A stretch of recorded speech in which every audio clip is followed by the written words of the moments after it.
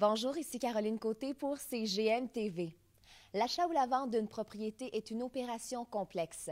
Maître Stéphane Pagé est un spécialiste en droit immobilier qui s'intéresse depuis plus d'une décennie à des cas de propriétaires qui sont aux prises avec des problèmes juridiques qu'ils auraient probablement pu éviter s'ils avaient fait appel à un courtier immobilier pour la vente ou l'achat de leur propriété.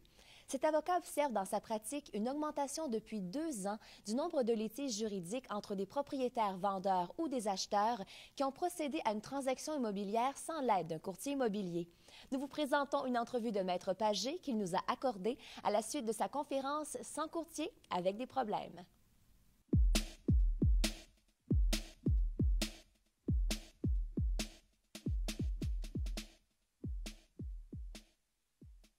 Alors, le premier bout, vous l'avez, ça s'appelle les pièges.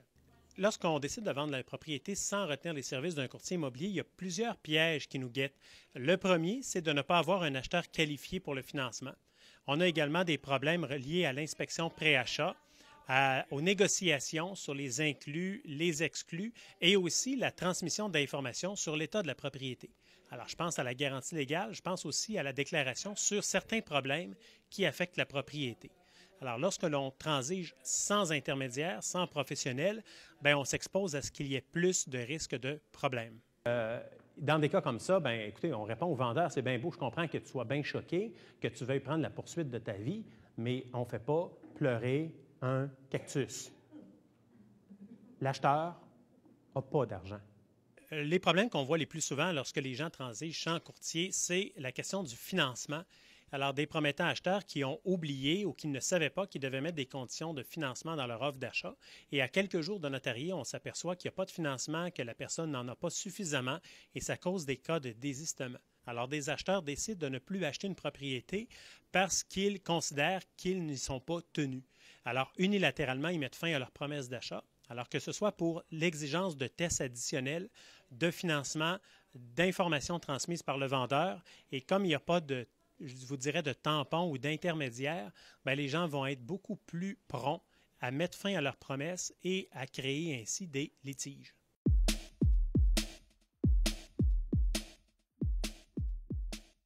Pourquoi est-ce que ce serait qu'on aurait l'impression que vendre une maison sans courtier, c'est facile? Bien, évidemment qu'il y a des publicités qui vont en ce sens-là. On a vu des publicités où on a dit aux gens que de faire chauffer une tarte aux pommes et de sourire et de mettre du sambon dans la maison, c'est tout ce qui compte. Mais quand les gens savent réellement tout ce que ça implique sur le plan légal, conseiller, négociation, d'affaires, humain, on s'aperçoit que c'est pas mal plus compliqué que ça en a l'air.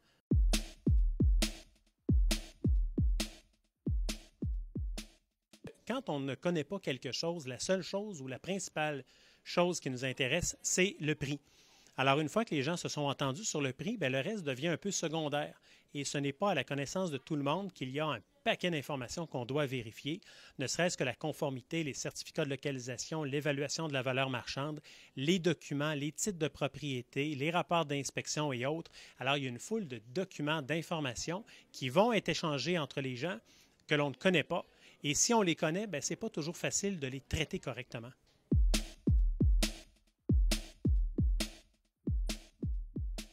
Le courtier immobilier protège son client à plusieurs égards. D'abord, c'est quelqu'un qui détient une assurance responsabilité erreur et omission. Alors, comme il a l'assurance responsabilité erreur et omission, en cas de problème, il y aura une indemnisation qui va être fournie. Il y a également un fonds d'indemnisation qui prévoit des cas plus douteux où des gestes auraient été commis malencontreusement. Bien, il y a un fonds d'indemnisation qui est prévu sur le courtage immobilier. Mais de façon générale, donc, les courtiers, en faisant leur travail, ils vont protéger les gens parce qu'ils auront une formation obligatoire, une formation de base, une formation obligatoire, des outils à leur disposition. Ils sont entourés. C'est des gens qui travaillent au sein d'agences ou indépendants, mais qui peuvent compter sur des services conseils de leur chambre immobilière, de la Fédération des chambres immobilières, de l'OACIQ. Alors, c'est des gens qui sont outillés et c'est des gens qui font ça dans la vie à tous les jours. Alors, ce n'est pas la première transaction qu'ils feront. C'est des gens qui sont day-to-day, à tous les jours, préoccupés par le service client et qui connaissent ce qu'ils ont à faire. Alors, ils vont conseiller le client, ils vont l'entourer, ils vont être disponibles et ils vont s'assurer que tous les documents de la transaction vont cheminer vers le notaire afin d'éviter les pépins.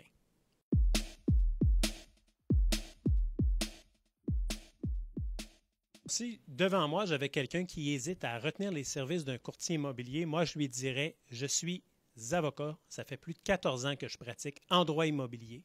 J'ai enseigné aux futurs courtiers immobiliers pendant plusieurs années et lorsque j'ai eu à transiger pour vendre ou acheter une propriété, à tous les cas, j'ai retenu les services d'un courtier immobilier. Parce que je me dis dans la vie, chacun son métier et ces gens-là sont spécialisés, ils sont formés, ils sont assurés et de ne pas retenir les services d'un professionnel, selon moi, ce n'est pas un geste prudent.